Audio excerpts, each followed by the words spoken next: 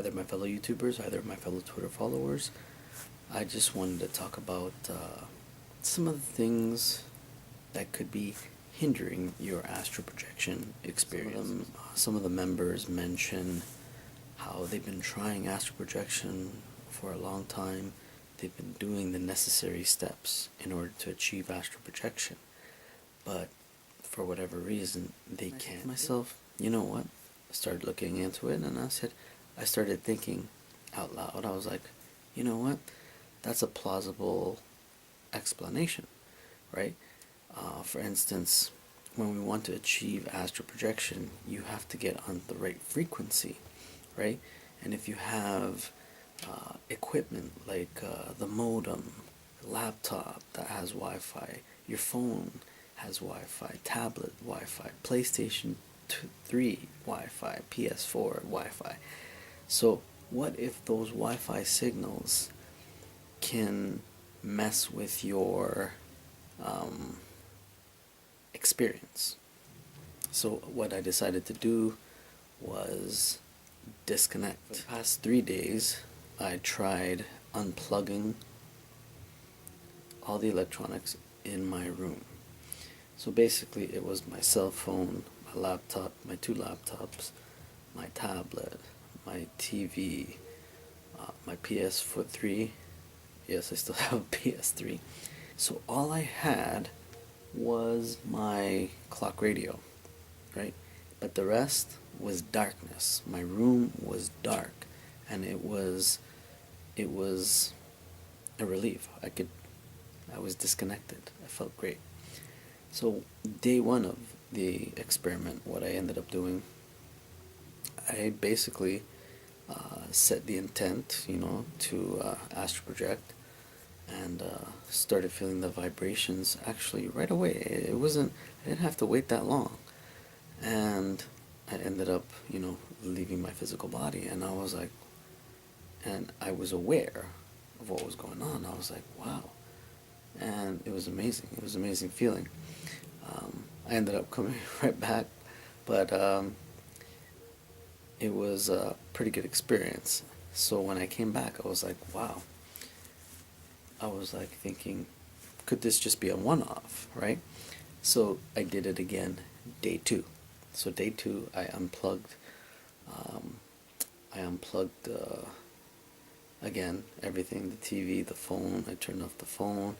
I unplugged everything from the wall, the computers, everything. Turned it off, unplugged it, and all I had was the clock radio. And again, I had a lucid dream, and this lucid dream was so heightened.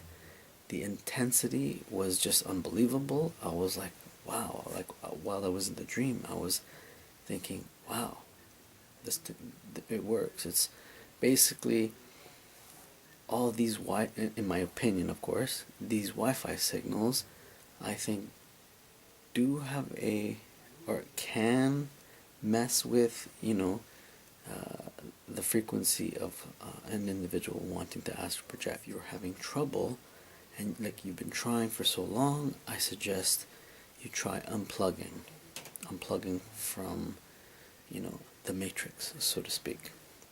Just for the record, keep a flashlight beside you when you're attempting this, okay? Because it can be rather dark. So after you finish, you're not going to be able to see where you're going. So I suggest you have a little flashlight so you can turn it on once you finish your experience or your dream or what have you. Day 3, same thing. I did the same thing, but I was trying visualizations, right? I think it was day 2. Actually, I think it was day 2 I tried this, where basically I was in my room, right? And I placed my hands on my heart, right? And I started to meditate. And what I ended up doing was I was visualizing white light coming from my hands, and I was visualizing my heart. I would say energy now, and the white light would be surrounding my heart. So as my eyes were closed and I was meditating, I visualized the white light encapsulating my heart. I think I said that right. Anyhow, basically it was like I created like a ball of light, or a bubble of light around my heart, and it was just like swirling all, the energy. I could feel the intensity, and I was like in awe at what I was feeling, right? And again, I was unplugged from everything. The only thing that I had was the clock radio, and no Wi-Fi signals or anything like that. So I was on the right frequency. I was like, it was amazing. I felt serenity.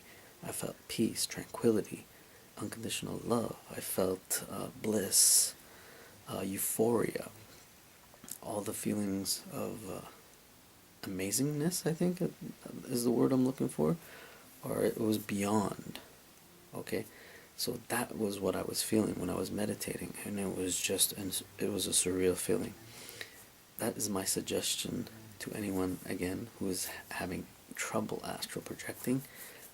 Try those tips. Perhaps it could be that. I wanted to talk about visualization. I want to start doing more visualization techniques. For instance, visualization exercises. Now, if you all remember the video, the DVD, The Secret, in one of the secret, one of the parts in The Secret, they mentioned a study that MIT did, where a 100-meter runner would run 100 meters in real time, and he was connected with sensors, and the muscles would go off, reading all his, the muscle patterns or what have you. And then the runner decided to do that experiment where he would run the 100 meters in his mind, and the same muscle patterns were going off, which I found that was interesting. I was like, wait a second, that's most interesting, because the mind couldn't differentiate how, like, if he was running it in real time or in the mind. You know what I mean? Which astounded me. So what amazed me about that, I said to myself, hey, you know what? Let's try this experiment. And what I ended up doing was I decided to do 300 sit-ups. Visualization, though. I decided to do 300 sit-ups in my mind. So I actually was meditating in my mind, or like actually meditating, but in my mind I did 300. So after 50, I did feel the burn.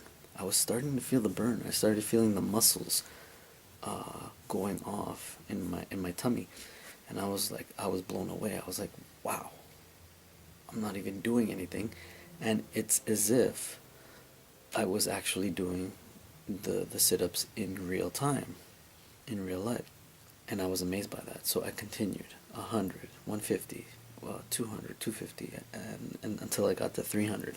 So when I got up, I felt the tummy burn. I was like, wow. I was blown away by that. So again, these are techniques that one can do. The power of visualization. If we set our mind on something, what we can accomplish if we focus our mind to it. Now, that's one. I want to try several other visualization techniques. I'm going to create a list of what I want to do, like exercises. Number 2 was a visualization that I learned many years ago, and it's in regards to it's how to expand the consciousness, the mind.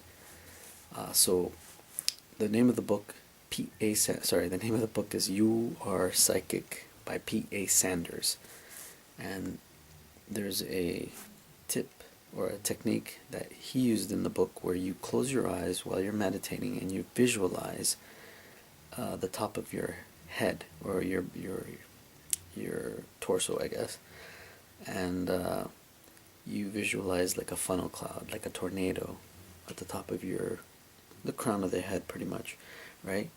And then you visualize words, knowledge entering the top of the crown, right?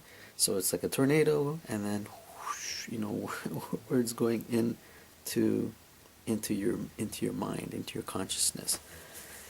So when I did that for 2 weeks, right? And then there was some crazy stuff started happening. I wouldn't say crazy, but it was just some pretty amazing things started happening. I started experiencing increased deja vu.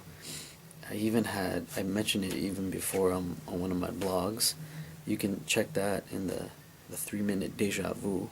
If you go to my videos, just search 3-minute deja vu, you'll see what I was talking about. But anyhow, I had a 3-minute deja vu. You know how usually deja vu lasts a split second? I had it for 3 minutes, and I was like, whoa, tripped me out.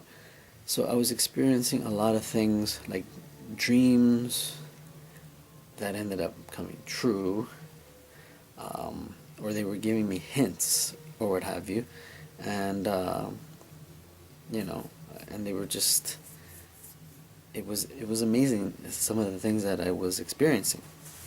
Now, I know this video is getting kind of long, so I also want to talk about manifesting.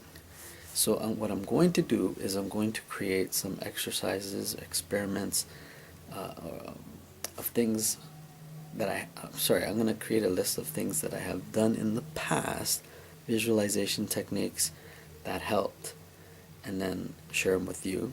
And what I'm going to do is also create new ones, visualization techniques that we can do in our minds, right?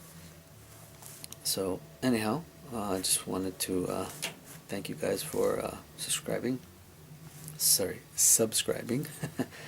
And we're up to 599 subscribers, and I'm just working on my website again. I got a few things coming up.